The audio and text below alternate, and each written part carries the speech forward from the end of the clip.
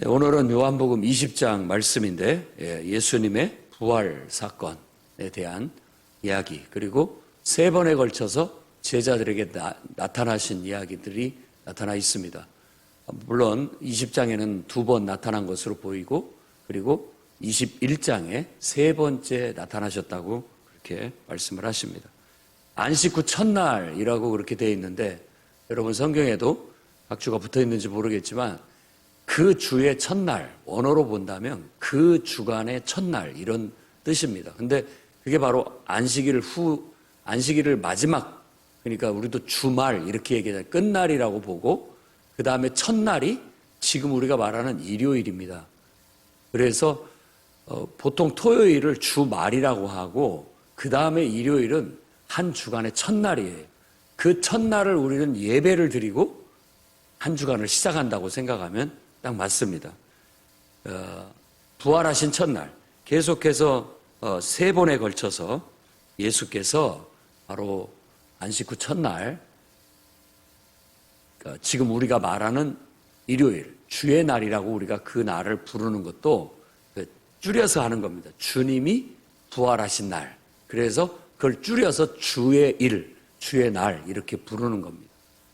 그날에 예수께서 부활하셨을 뿐만 아니라 그 후에도 8일 후에 또 똑같은 날, 도마를 위해서 똑같은 날 찾아오셨다라고 얘기하는데, 그 당일날까지 쳐가지고 또 8일째 되는 날은 똑같이 바로 안식 후 첫날, 우리가 말하는 주의 날이라고 할 수 있고, 그래서 주님이 부활하신 날 제자들은 모이는 습관이 생기게 됨으로써 자연스럽게 우리가 주의 날이라는 그런 의미가 생기게 됐고, 그날 모여서 예수를 믿는 사람들은 예배를 드리는 그런 주의 날의 어떤 풍토가 생기게 된 겁니다. 로마가 국교화되면서 그 습관은 이제 그날을 공휴일화하면서 더욱더 모임을 적극적으로 하도록 그렇게 정책을 펴게 됨으로써 그렇게 되게 된 겁니다. 토요일을 쉬게 되는 것은 아마 유대인의 영향력이 좀 있었다고도 볼 수 있겠습니다. 왜냐하면 유대인들은 금요일 저녁부터 토요일 저녁 될 때까지 쉬니까, 그들이 운영하는 가게, 그들이 운영하는 은행, 그들이 운영하는 모든 업체들이 그날 쉬니까 그렇게 또 이렇게 경제의 발전과 상황의 여건에 따라서 휴일이 그렇게 정해진 듯한 생각이 듭니다. 아무튼 우리가 지금 주의 날, 특별히 주님이 부활하신 날 모여서 주님의 부활을 기뻐하고, 또 같이 주님이 부활하신 날, 부활하셔서 우리에게 명령하신 그 명령을 기억하고, 그걸 우리가 힘을 합쳐서 함께 그 명령을 수행하자라는 그런 어떤 서로에게 격려하고 또 의기투합하고 함께 주님을 찬양하고 복음을 전하고, 더 나아가서 이제 주님이 그날 재림하신다면 그날 주님이 재림하실 것이라는 믿음을 갖고, 주의 날 주님이 재림하실 것이라는 믿음을 갖고 속히 오시옵소서라는 기대와 소망을 가진 축제와 같은 우리의 모임이 바로 주일을 성수하는 모임이라고 할 수 있겠습니다. 그러니까 우리가 주일날 예배를 드리러 가는 것은 그런 소망과 의미와 믿음의 고백을 담은 모임이에요. 그러니까 우리 그리스도인들이 주일날 교회를 다 같이 가서 함께 모여서 뭘 하느냐? 예배를 드리고 또 복음을 전하자고 우리의 사명을 다시 한번 돈독히 하고, 그래서 또 각자 삶으로 흩어져서 나아가는 그 자체가 바로 예수님에 대한 우리의 신앙의 증언이고 고백인 거예요. 여러분들이 주일날 교회만 다녀도 전도하는 거나 똑같습니다. 복음을 전하고 있는 거나 똑같은 거예요. 야, 왜 저 사람들은, 예수 믿는 사람들은 왜 주일날 저렇게 아무것도 안 하려고 하고 예배만 드리려고 하느냐라는 그런 인식으로 여러분들이 인식되는 것도 바로 복음을 전하는 것이고 예수 그리스도를 증거하는 하나의 행동으로 증거하는 것이라고도 볼 수 있다라는 겁니다. 또 안식 후 첫날이라는 의미는 주의 날이라는 의미로 이제 서서히 초대교회의 형성이 되게 됐고, 오늘날까지 우리가 그날 예배드리는 습관을 갖고 있다라는 것입니다. 한 가지만 그냥 더 덧붙인다면 왜 우리가 안식일 날 예배를 드려야 되는 거 아니냐라고 말하는 것은 안식일은 예수 그리스도의 부활하심으로 성취된 것으로 그렇게 봅니다. 예수님이 부활하셔서 나타나셨을 때 너희에게 평안이 있을지어다 라고 했는데 이 헬라 말로는 에이레네, 너희에게 에이레네라는 그런 인사말이고 그 말은 유대인들에게 있어서 똑같은 의미로 샬롬이라는 그런 인사말과 같습니다. 우리말로 한다면 안녕하신가 이런 안녕하십니까 라는 그 인사말이나 똑같은 거예요. 안녕이라는 말이나 에이레네라는 말이나 또 샬롬이라는 말이나 그건 다 똑같은 말입니다. 이제 우리는 주 안에서 우리가 항상 가장 좋은 상태, 그 상태를 안녕이라고 하고 에이레네라고 하고 샬롬이라고 하는데 우리는 예수님을 믿고 영접했을 때 바로 그 안녕, 그 안식, 그 평안, 그게 우리에게 성취됐다라고 보는 거예요. 그래서 안식일이 담고 있는 어떤 영적인 의미는 이제 어떤 우리의 삶 속에서 예수 그리스도의 죽음과 부활을 통해서 성취됨으로 인하여서 이제는 주님을 모신 사람은, 주님 안에 있는 사람은 모든 날이 안식일이에요. 모든 날이. 그런 가르침이 이 신약 성경에 사도 바울의 서신이나 성경에 이렇게 자세히 잘 묵상을 해보면 나타나 있습니다. 그럼에도 불구하고 우리가 주의 날이라고 해서 예수님이 부활하신 날을 특별하게 생각하고 더 그날에 모이는 것을 의미 있게 생각한다라는 것이지 우리처럼 이렇게 새벽마다 매일 하나님 앞에 예배하며 살아야 됩니다. 새벽에 이 교회를 찾아오지 않는다 할지라도 그리스도인은 매일같이 가정에서고 어디에 있든지 예배하는 삶을 살아야 됩니다. 항상 교회 갈 형편이 못 되면 집에서 예배하고 기도하고 말씀 묵상하고 하나님 매일같이 그게 습관이 돼야 되고 하루 한 번이 아니라 2번이고 3번이고 몇 번이고 하나님을 예배하는 습관을 들여야 됩니다. 필요하면 그 즉시 필요하면 찬송하고 기도하고 말씀을 읽고 묵상하고 하는 그런 습관이 몸에 배어야 됩니다. 그리스도인이라는 게 뭘로 우리가 그리스도인이라고 볼 수 있겠습니까? 그런 습관들이 우리 몸에 배이고 우리 안에 완전히 우리가 소금에 절여지듯이 배추가 소금에 절여지듯이 그런 영적인 습관이 우리 몸에 싹 배어들어야 물이 포도주가 되는 변화가 일어나는 거예요. 죽은 자가 부활하는 그런 역사가 일어나는 겁니다. 그래서 바울도 로마서 8장에 바로 죽은 자 가운데서 일으키신 아버지의 영이 예수를 죽은 자 가운데서 일으켰다면 그 그리스도의 영이 너희 안에 있어야 된다. 그 그리스도의 영이 너희 안에 없다면 우리가 어떻게 그리스도인이라 할 수 있겠느냐. 그리스도의 사람이라 할 수 있겠느냐.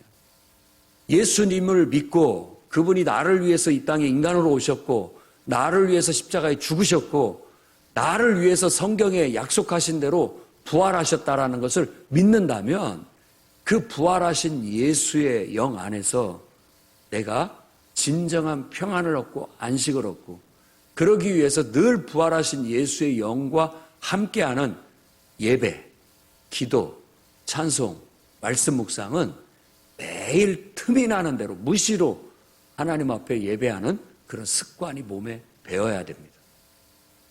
자꾸 딴 생각이 나거나 여러분 마음에 근심 걱정이 찾아오거나 또 기도해야 할 것이 있다면 즉시 찬송을 부르고 기도하고 하나님 앞에 말씀을 찾아 읽으면서 주님을 떠올리고 부활하신 예수님을 찾고 그분을 만나고 그분의 음성을 들을 수 있도록 힘써야 됩니다.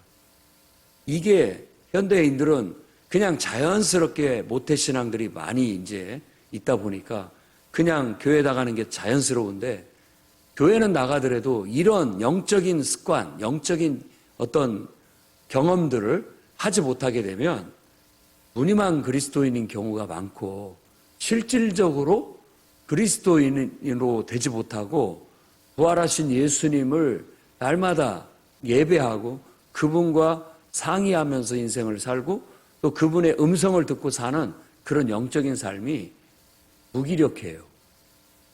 오늘날 우리가 정말 외쳐야 할 것은 그 영적인 무기력함에서 영혼을 깨워내는 겁니다.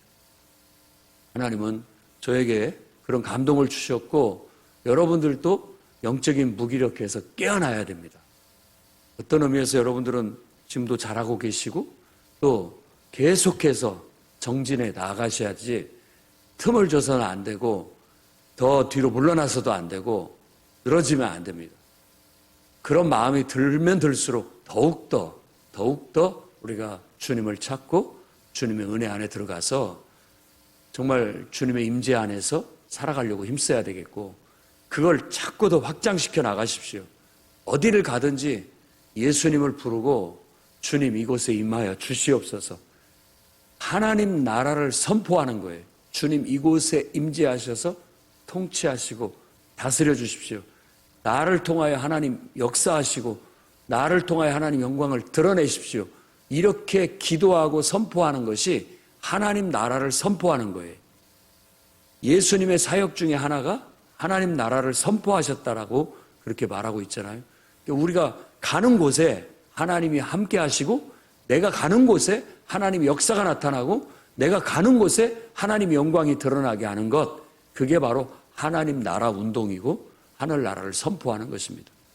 여러분이 세속적인 일을 하고 먹고 살기 위해서 일을 한다고 할지라도 그 일 속에 하나님 임재하시고 하나님 역사하시고 하나님 이 일을 통하여 하나님 영광이 드러나게 해달라고 기도하면서 살아가고 선포할 때 부활하신 예수께서 여러분 가운데 나타나시고 역사하시고 함께 하십니다.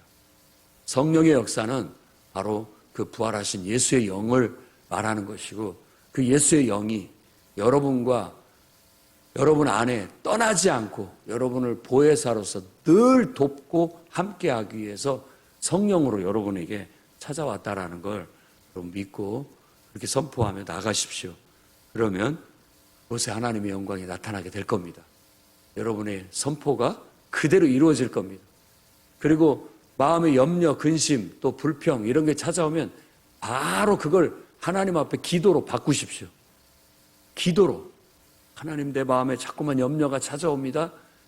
하나님 이 문제를 해결해 주십시오. 염려하지 않게 해주십시오. 기도로 바꿔나가야 되는 겁니다. 불평하고 있는 나 자신을 순간 의식하면 그 즉시 우리는 하나님을 찾아 예배해야 됩니다. 주님, 불평이 자꾸만 내 안에 돋아납니다. 하나님이 쓴뿌리를 뽑아주시고 이 가시를 뽑아주시고 이 돌짝을 제거해 주시고 하나님 기쁨을 잃지 않게 해주십시오. 감사가 항상 넘쳐나게 해주십시오. 기도가 무시로 하나님 앞에 드려지는 기도가 돼서 그냥 24시간 일주일이 아니 1년 365일이 항상 예배하는 그런 마음으로 그런 영성으로 살아가게 되는 게 부활하신 예수님을 믿는 믿음의 하나의 우리의 반응이라고 볼 수 있는 거예요. 부활하신 예수님은 우리가 필요로 할 때 어디서든지 언제든지 우리와 함께 할 수 있습니다. 그 전에 예수께서 육체로 계실 때는 떨어져 있으면 함께 할 수가 없었죠. 왜냐하면 육체는 시간과 공간에 제한을 받기 때문에. 그런데 부활하신 예수께서는 여기도 나타나실 수 있고 저기도 나타나실 수 있고 언제든지 그분은 우리를 만나 주실 수 있고 나타날 수 있는 거예요. 그래서 앞에서 14, 15, 16 공들여서 예수께서 말씀하신 게 너희가 잠깐 오면 나를 보지 못한다. 그러나 잠깐 오면 또 나를 보게 될 것이다. 내가 너희를 떠나는 것이 너희에게는 슬픔이고 근심이고 염려겠지만은 두려움이겠지만 내가 떠나가는 것이 너희한테 더 유익하다. 나중에 되면 그것이 더 좋은 일이라는 걸 알게 될 것이다. 라는 것이 바로 이런 의미 때문에 하는 것이라고 볼 수 있겠습니다. 오늘 말씀에는 예수님께서 부활하신 가장 첫 번째 예수님의 부활을 목격한 증인으로 막달라 마리아를 얘기하고 있습니다. 바로 뭐 어떤 사람은 가나마다 잡힌 여인, 혹은 눈물로 발을 닦고 머리털로 예수님의 발을 닦았던 그 여인이 막달라 마리아다라고 해서 제일 큰 죄인이 제일 크게 은혜 받아서 죄 사함을 받았다라고 믿는 사람이 이렇게 가장 큰 헌신과 충성을 나타낸다라는 것이 이 막달라 마리아를 통해서 얻을 수 있는 은혜입니다.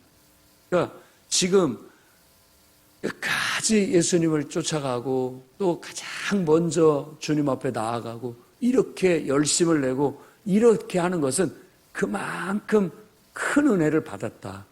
그러니까 죄가 있는 곳에 은혜도 넘치더라. 뭐 이렇게. 그래서 죄질하는 말이 아니라 그만큼 내가 정말로 죄인이라는 것을 깊이 알고 그만큼 내가 죄 사함 받았다라는 은혜가 너무나도 감사하고 넘쳐나는 사람들이 그 감사의 고백이, 그 은혜에 대한 반응이 섬김과 헌신과 봉사로 나타나는 것이다 라는 걸 알 수 있는 것이죠. 그래서 그에게 하나님께서 부활하신 예수님을 맨 먼저 만날 수 있는 그런 영광을 주시는 거예요. 최고의 헌신, 최고의 예배, 최고의 봉사. 여러분 진정으로 한번 들어보십시오. 여러분이 제일 먼저 주님을 만날 겁니다. 부활하신 주님을. 여러분들이 가장 먼저 주님의 영광을 볼 수 있는 특권을 누리게 될 거예요.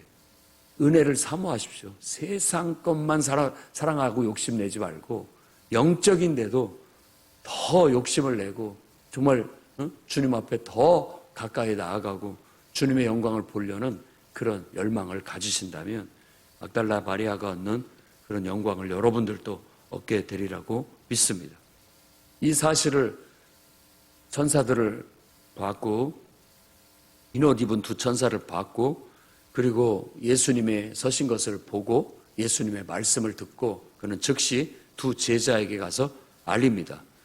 두 제자가 하나는 시몬 베드로고 그리고 하나는 사랑하는 그 다른 제자라고 하는데 이제 그 13장에도 예수님의 품 안에 사랑하는 제자, 그 다른 제자 이런 표현이 나와요. 사랑하는 제자, 그 다른 또 한 제자 이렇게 자기를 이 글 속에 자기를 이렇게 나타내긴 나타냈는데 몰라요. 마가복음 같은 경우는 완전히 그 예수님이 붙잡혀 가실 때 겉옷을 벗고 벌거벗은 모습으로 도망간 한 사람이 나타나는데 그 사람이 바로 마가였다라고 그렇게 보기도 합니다. 여기서는 주가 사랑하는 제자, 다른 제자라는 그런 말로 나오는데 21장 가면 그 제자가 바로 이 글을 기록했다라고 하면서 겸손해서 자기 이름을 밝히지 않아요. 근데 자세히 살펴보면 그 제자가 바로 요한이었다라는 걸 우리가 짐작할 수가 있게 되는 거죠. 그래서 이 글을 이름을 밝히고 있지 않지만 요한이 썼다고 해서 요한복음이라고 그렇게 얘기합니다. 아마 더 젊었던 것 같고 베드로보다 훨씬 더 젊었던 것 같고 그렇기 때문에 이 무덤을 달려가는데도 이 요한이 훨씬 더 빨리 도착을 했어요. 그런데 젊은 반면에 좀 용기는 없었던 것 같아요. 무덤 안을 들어가지를 못해요. 베드로가 올 때까지 기다렸다가 무덤 안을 베드로가 먼저 들어가서 살펴봅니다. 따라 들어가서 살펴본 걸로 나타나요. 그런 제자들의 사람의 성격을 이렇게 읽어볼 수 있는 대목이라고 할 수 있습니다. 그리고 그들은 빈 무덤, 완전히 수의가 그대로 놓여져 있고 예수님의 시신은 없다라는 걸 확인하고 돌아갔습니다.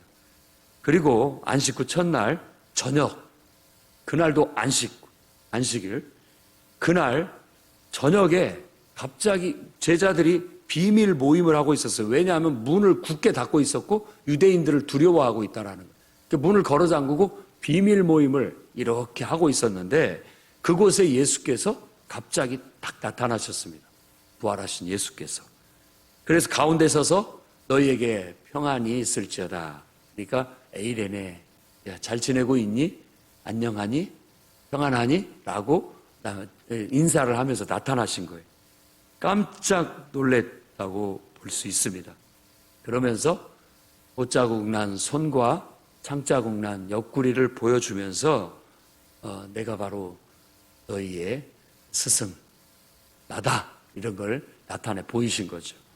제자들이 주님을 보고 굉장히 기뻐했습니다. 이때 예수님은 21절 보면 아버지께서 나를 너희에게 보내신 것 같이 나도 너희를 보낸다 라고 하면서 이제 사명을 주시는 거예요. 그래서 주일날 모임이 바로 그런 의미를 갖는 거예요. 예수께서 우리에게 주신 사명을 되새기고 그 사명을 활발하게 수행하는 날이 주의 날이라고 볼 수 있겠습니다. 그래서 거기서 힘을 얻어서 또 한 주간을 일상을 살고 또 다시 모여서 같이 잘 지냈느냐, 사역은 어떻게 잘했느냐, 서로 나누고 또 축제처럼 같이 모여서 격려하고 위로받고 또 힘을 받아서 또다시 삶의 현장에 나가서 삶에서 실천하고 또다시 모여서 잘 지냈느냐, 잘했느냐 서로 보고하고 평가하고 같이 감사하고 함께 기도하고 모여서 또 힘을 얻고 또 나아가게 되는 겁니다. 그래서 우리가 주의 날 예배를 드리는 거예요. 예수님께서 우리를 보내 주님의 사역을 하도록 말하신 겁니다. 사역을 할 때 꼭 필요한 건 성령을 받는 겁니다. 그래서 22절에 성령을 받으라. 숨을 내쉬면서 성령을 받으라고 했는데 이 숨을 내쉬면서 성령을 받으라는 표현은 마치 창세기 2장 7절에 흙으로 사람을 만드시고 그 코에 생기를 숨을 훅 불어넣으신 것과 같은 그런 이미지라고 말할 수 있겠고, 그리고 또 한 곳은 에스겔서 37장 9절에서 10절에 마른 뼈가 다 살아나가지고 사람이 됐는데 그 뼈에 생기를 불어넣었자 하나님의 군대가 되었다라고 한 것과 같습니다. 그러니까 죽은 우리 영혼들이 살아나고 정말 하나님의 능력 있는 군대가 되기 위해서는 하나님의 성령을 우리가 충만하게 받아서 늘 우리 안에는 성령이 충만해야 돼요. 불처럼 타올라야 되고 급하고 강한 바람처럼 힘이 있어야 됩니다. 이걸 잃어버리면 그리스도인들은 무기력해질 수밖에 없는 거예요. 그러니까 여러분 기도를 할 때도 불같이 타오르듯 기도하십시오. 찬송을 하더라도 막 급하고 방황한 바람같이 힘차게 그렇게 불어대듯 찬송도 하십시오. 여러분들이 예배를 드리고 주의 일을 하고 항상 이렇게 활기차게 힘있게 하십시오. 늘 얼굴은 밝고 뭔가 막 자신 있어 하는 그런 충만함이 있어야 되겠고, 우리의 발걸음이나 행동 거지도 힘있고 능력 있게 하나님이 우리와 함께 하신다라는 그런 믿음이 우리 안에서 그냥 보여질 수 있도록, 그게 바로 성령 충만함이에요. 내가 하는 거 아닙니다. 그리고 내 힘으로 살지 못합니다. 우리에게는 보혜사 성령을 약속받았고 주님의 성령이 우리 안에 막 충만해서 그 성령의 힘을 힘입어서 살아가야 되는 거예요. 술 취한 사람들은 술 기운 때문에 그렇게 용감해지고 추위도 모르고 그렇게 하는 것처럼 우리는 성령에 충만하고 성령에 취하면 부끄러움도 모르고 또 힘든 것도 모르고 추위도 모르고 다 어지간한 어려움이나 고난 다 이겨내고 주의 일을 할 수 있다라는 것. 그래서 우리가 성령을 받아 사역을 해야 되는데 어떤 사역이냐? 너희가 누구든지 누구 죄든지 사하면 세해질 것이요. 23절에 그대로 두면 그대로 있으리라. 죄 사함을 얻게 하는 사역을 하는 겁니다. 누가복음에서는 죄 사함을 얻게 하는 회개의 복음이 예루살렘부터 시작해서 땅끝까지 이르게 될 것이다라는 이사야나 미가서의 말씀을 가지고 예루살렘에서 율법이 나오고 천하 만민이 그 예루살렘에서 나오는 말씀을 들으려고 다 모여든다라고 하는 말씀의 성취로서 죄 사함을 얻게 하는 회개의 복음이 땅끝까지 전해질 거라고 얘기하고 있는 겁니다. 여기서는 누구 죄든지 우리가 사해주면 사해진다라는 거. 그게 교회의 사역이고 바로 주님의 제자들의 사역입니다. 여러분들은 아주 중요한 역할을 하고 있는 거예요. 여러분들이 복음을 전해서 한 영혼을 예수 믿게 하고 그 영혼을 거듭나 하나님의 자녀가 되게 만드는 것은 그 영혼을 죄사함 받게 하는 사역에 내가 쓰임받고 있는 것이고, 주님의 사역을 나를 통해서 주님이 성령으로 나를 통해서 그 일을 하고 계시다는 거예요. 얼마나 이건 위대한 일인지 모릅니다. 죄사함을 얻는 길은 예수께서 십자가의 죽으심으로 이루셨지만 그 일들을 사람한테 적용시키고 사람들이 그 은혜를 잊게 하게 하기 위해서는 우리가 복음을 전해야 되고, 그리고 그들을 예수 믿게 만들어야 되고, 그들을 회개시켜야 되고, 그들에게 물로 세례를, 침례를 줘야 되고, 그들이 성령으로 침례를 받을 수 있도록 기도해주고 선포해 줘야 된다라는 거예요. 이게 바로 교회의 사역이고 오늘날 모든 성도들의 사역이라는 걸 잊지 마십시오. 여러분들이 하나님의 부름을 받고 구원받은 것은 이 사역을 하라고 불렀지, 나 구원받았으니까 감사하다 하고 그냥 끝내버리라는 뜻이 아닙니다. 정말로 내가 구원받았고 은혜를 입었다면 이제부터 여러분들은 복음을 전하는 일에, 그리고 사람들을 믿게 하는 일에, 사람들을 회개시키는 일에, 사람들이 예수님을 믿는 믿음을 고백하고 물로 침례를 받게 하는 일에, 그리고 그 영혼들이 예배를 참석해서 기도하면서 성령의 충만함을 받을 수 있도록 하는 그 기도 사역에, 예배 사역에 여러분들이 다 기여해야 되고 함께해야 되고 동참해야 되는 겁니다. 매주일 우리는 이 사역을 우리가 함께 힘있게 함께 합시다라는 설교를 듣고 있는 것이고, 모여서 서로 우리 잘하고 있는지를 점검하는 게 소모임, 목장 모임이 되는 것이고, 더 잘하자라는 격려와 독려가 그 모임 속에서 이루어져서 힘을 내서 약심한 자들은 일으켜주고, 너무 또 막 잘 나가는 사람은 좀 겸손하게 만들어주고 하면서 같이 협력해서 함께 이 사역을 감당하고자 하는 것이 주일 모임의 큰 성격이라는 것을 여러분 아시고 그렇게 나가시기를 바랍니다. 도마가 그 속에 없었어요.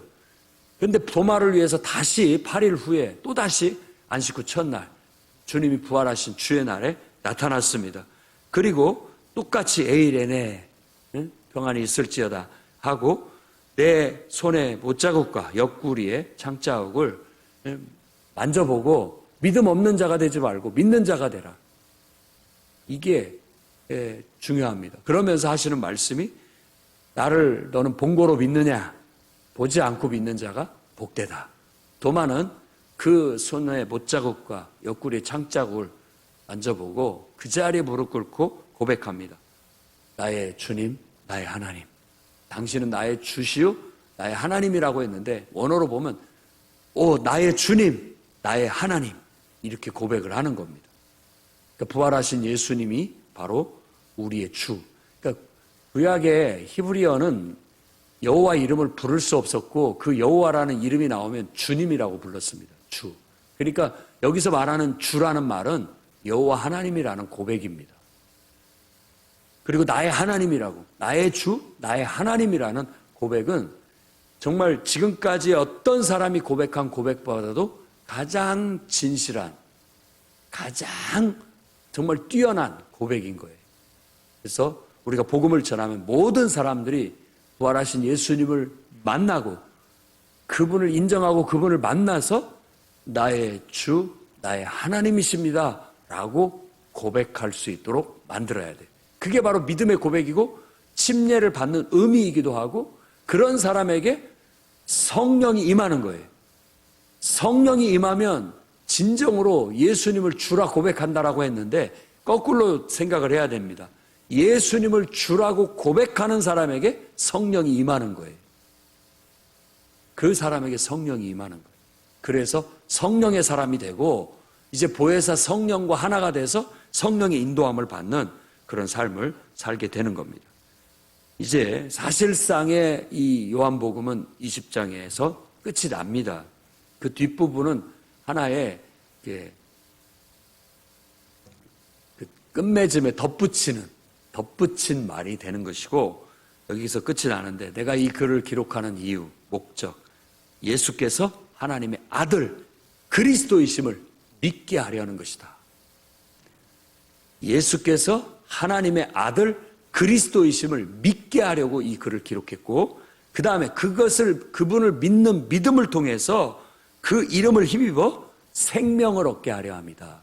이 생명은 이제 부활하신 예수의 생명, 정말 부활을 염두에 두고 말하는 것이요, 신의 생명, 신적인 생명이라고 할 수 있습니다. 다른 표현으로 한다면 그걸 영생이라고도 말할 수 있는 거예요. 요한은 처음 1장부터 예수 안에 이 생명이 있다라고 얘기했고, 그 생명을 우리에게 이식시켜주는 분이 바로 예수님이다. 그래서 내가 아버지께로 가야 되는 이유는 바로 너희 안에 아버지의 생명을 이식시키기 위해서, 연결시키기 위해서, 창조주 하나님과 우리를 연결시켜주기 위해서는 반드시 내가 아버지께로 가야 된다. 막달라 마리아한테도 내가 아버지께 가지 못했다 라고 말하고 있고, 그걸 통해서 바로 죄사함을 얻게 하는 놀라운 복음의 능력이 나타나기 시작하는 것이고, 여러분들이 성령을 받고 하나님의 자녀가 될 수 있고, 성령의 도움을 받아, 능력을 받아, 성령의 음성을 듣고 오늘도 그분의 능력을 힘입어서 삶을 살아가고 주님의 복음을 전할 수 있고 하나님의 뜻을 이룰 수 있고 하나님의 영광을 나타낼 수 있는 그런 복된 삶을 살 수 있게 되는 거예요. 그러니까 꼭 만져보지 않고 육체적으로 만져보지 않아도 믿는 자들이 되다라는 것은 오늘날 우리를 두고 말하는 겁니다. 예수님이 승천하신 후에는 이렇게 직접 옆구리에 창자국과 손자국, 못자국을 만져볼 기회는 없지만 이제는 보혜사 성령으로 우리 안에 부활하신 예수께서 찾아오시는 것이고, 우리는 그분과 성령 안에서 인격적인 교제를 나누고 영원토록 그분과 사랑을 나누듯 정말 그분과 동행하고 살아가야 되겠습니다. 그분을 여러분들의 가장 가까운, 둘도 없는 애인이라면 애인이요, 정말 배우자라면 배우자요, 친구라면 친구요, 가장 친밀하게 세상 사람과 같지 않은, 정말 나하고는 뗄래야 뗄 수 없는 영혼의 결혼을 한 것 같이 그분의 은혜 안에서 그분과 함께 동행하면서 평생을 그렇게 정말 복되게 살아가는 여러분들이 다 되시기를 주의 이름으로 축원합니다.